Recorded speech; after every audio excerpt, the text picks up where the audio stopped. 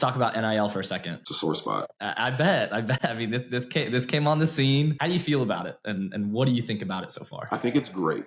I do think the guys deserve to get paid. The guys and the women deserve to get paid, especially for something that has nothing to do with the school. If someone wants you to promote a product, you should absolutely be able to do so.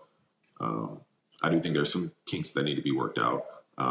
But at the end of the day, I think overall it's positive for the game. It's positive for the students. But obviously there's going to be some things that happen in the beginning. We've seen it now. We've seen offers get revoked from students when they thought they were going to get it. We've seen a couple of strange things happen from what I've seen.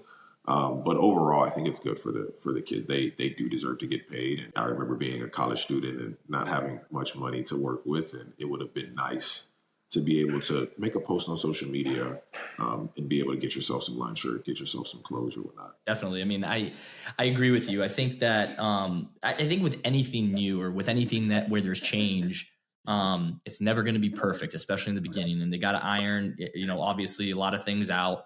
But the good thing is that, I do think it's trending in the right direction. Being able to get these guys and girls, giving them these opportunities, I think is huge. But I think too, is taking a step further to look at, I think, a lot of the good about it. We're both, kind of in the finance industry and in general finance accounting. Something that I think gets criticized a lot is, personal finance, personal financial education in the in just the education system in general. And I think that this is one of those things. There are things that you learn on the fly, things that you learn by doing rather than out of a textbook or somebody telling you. And this is one of those opportunities for, I think, a lot of these young athletes where they can come into some unique opportunities, but it's a learning experience, maybe without them even knowing it, because now they have to figure out, hey, what does this mean for me, for a tax perspective? And they probably don't even realize it. I'm sure some of them until maybe 3 weeks before they have a tax return due.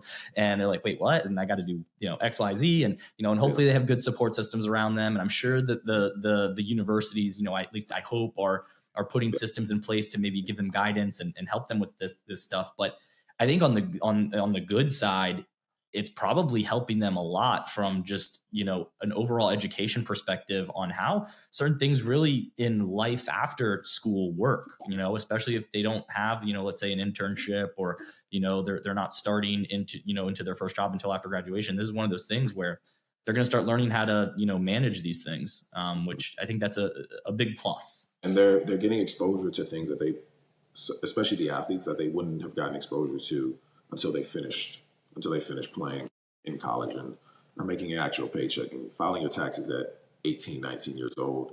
I think it's super beneficial to somebody as opposed to having to do it when you're 22 and kind of everything happens all at once. I remember listening to, I think it was like an interview with Mark Cuban, and he was talking about how he had just drafted, the Mavs had just drafted somebody out of Duke. And I think he was maybe a 1-year guy at Duke. And I remember him just like kind of beating up on the system in general a little bit about how he's like, man, I just got this guy.